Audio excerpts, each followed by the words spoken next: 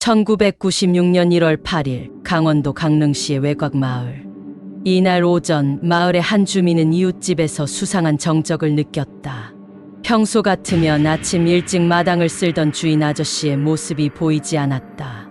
닭장 문은 열려 있었고 개는 밤새 지저댄 듯 지쳐 있었다. 이웃 주민은 무언가 이상함을 느끼고 담장을 넘어 안으로 들어갔다. 그 순간 그는 평생 잊을 수 없는 광경을 마주하게 된다. 부엌에는 피범벅이 된 채로 쓰러진 중년 남성이 있었고 방 안에는 이불을 덮은 두 사람이 마치 잠든 것처럼 누워 있었지만 그들은 이미 싸늘하게 식어 있었다. 살아남은 사람은 아무도 없었다. 한 가족 3명이 그들의 집 안에서 한꺼번에, 그것도 잔혹하게 살해된 것이었다. 피해자는 60대 노부부와 그들의 외아들, 30대 중반의 성인이었다. 남편은 퇴직 후 농사를 지으며 지내던 평범한 시골 남자였고 아내는 텃밭을 일구며 마을 사람들과도 자주 어울렸다. 아들은 다소 과묵했지만 도시에 나갔다가 다시 부모와 함께 살기 위해 내려온 지 2년 정도 된 상황이었다. 세 사람 모두 마을 내에서는 별다른 구설에 오른 적이 없는 조용한 가족이었다. 그들의 집은 마을에서도 외곽에 가까웠다. 언덕 중턱에 자리 잡은 단독주택은 외부 침입이 어렵지 않지만 동시에 누가 오가도 이웃들이 알아채기 어려운 구조였다. 경찰이 현장에 도착했을 때 사건은 이미 몇 시간이 지난 상태였다. 피해자들은 모두 날카로운 흉기에 찔린 흔적이 있었고 특히 아들은 마치 격렬히 저항한 듯 온몸에 방어흔이 남아 있었다. 이 말은 곧 최소한 1명 이상은 범인의 존재를 인지하고 저항했다는 의미다. 부엌의 중년 남성은 아들로 추정되었고 방 안에서 이불을 덮고 누운 부부는 이미 깊은 잠에 들었을 때 공격당한 것으로 보였다. 하지만 경찰은 사건 현장에서 가장 이상한 점을 곧바로 발견하게 된다. 첫째, 침입 흔적이 전혀 없었다. 창문은 닫혀 있었고 대문은 열려 있었지만 강제로 뜯긴 흔적이 없었다. 이는 범인이 가족 중 1명과 알고 지냈거나 자의적으로 문이 열렸다는 뜻이었다. 둘째, 금품은 손대지 않았다. 집 안에는 소박하지만 귀한 농산물, 금반지 등도 있었고 부엌 찬장 안에는 현금도 꽤 있었다. 하지만 범인은 그것을 손대지 않았다. 단순 강도살인은 아니라는 추정이 가능했다. 셋째, 범행 시점이 다소 달랐다. 국과 밥이 덜어져 있는 밥상 위에는 국이 식은 채 남아 있었고 아들은 마치 밥을 먹으려다 갑자기 공격을 받은 듯 그 옆에 쓰러져 있었다. 반면 부모는 이미 잠들어 있었던 것으로 보인다. 이 말은 범인이 일부러 시간을 나눠서 세 사람을 차례차례 살해했을 가능성이 높다는 뜻이다. 초기 수사는 마을 내 인물들을 중심으로 좁혀졌다. 외부인의 침입 가능성이 낮고 침입 흔적도 없었기에 가족과 친밀하거나 마을에 오랜 시간 접근 가능한 사람이 유력했기 때문이다. 가장 먼저 의심된 건 마을 주민 A씨였다.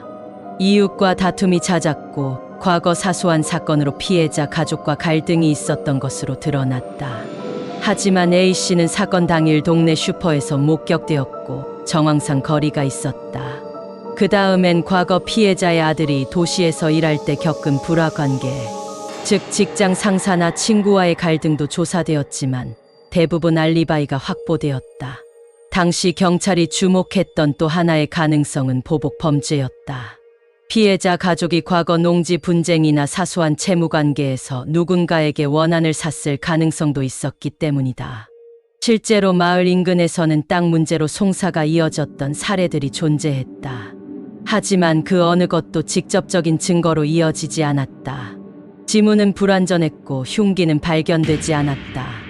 동기가 불명확했고 범인의 흔적은 지나치게 없었다. 결국 수사는 몇 개월 만에 표류하게 되었고 미제 사건으로 처리되었다. 이 사건에서 가장 충격적인 부분은 바로 완전 범죄에 가까운 구조였다. 흔적 없이 들어와 세 사람을 차례로 살해하고 아무것도 가져가지 않은 채 사라졌다. 이웃 누구도 비명이나 인기척을 들은 적이 없었다. 범인은 철저히 침착했고 그 집 구조를 매우 잘 알고 있었으며 피해자들과 면식이 있을 가능성이 높았다. 또한 가족을 한 명씩 제거할 수 있을 정도의 체력과 시간적 여유를 갖고 있었다. 이 점에서 단순 강도가 아니라 오랜 시간에 걸쳐 원한을 품고 계획한 범행이라는 분석이 설득력을 얻는다. 일각에서는 사이코패스적 범죄로 분류하기도 한다. 가까운 사람인 척 들어가 순서대로 생명을 끊고 침착하게 나갔다면 그는 감정이 거의 없는 유형의 인물이었을 가능성이 높다. 이 사건은 1996년 당시 강릉 지역 신문에 간단히 실렸고 일부 중앙일간지도 1, 2회 짧게 언급했지만 이후 전국적 관심은 거의 받지 못했다. 당시 한국은 외환위기를 앞두고 혼란한 사회적 분위기였고 여러 대형 사건이 동시다발로 벌어지고 있었다. 그 틈에서 이 조용한 시골 마을의 살인은 자연스럽게 묻히고 시간이 지나며 사람들 기억에서도 사라졌다. 가족이 사라진 그 집은 얼마 후 철거되었고 마을도 재개발로 인해 많은 것이 변했다. 현재는 그 자리가 어디인지조차 정확히 아는 이들이 드물다. 그렇게 이 살인은 범인도 동기도 흉기도 없이 온전히 기억에서조차 사라진 사건이 되어버렸다. 이 사건은 오늘날까지 단 한 명의 용의자도 기소되지 않았고 결정적 단서도 확보되지 못했다. 그렇다면 우리는 묻게 된다. 왜 그 가족이었을까? 왜 지금이었을까? 왜 3명이 모두 죽었을까? 그리고 가장 소름 돋는 질문. 범인은 지금 어디서 살아가고 있을까? 죄책감 없이 편하게 살고 있을까? 피해자들의 영혼이 부디 평안하기를 바란다. 영상이 유익하셨다면 구독과 좋아요, 알림 설정 부탁드립니다.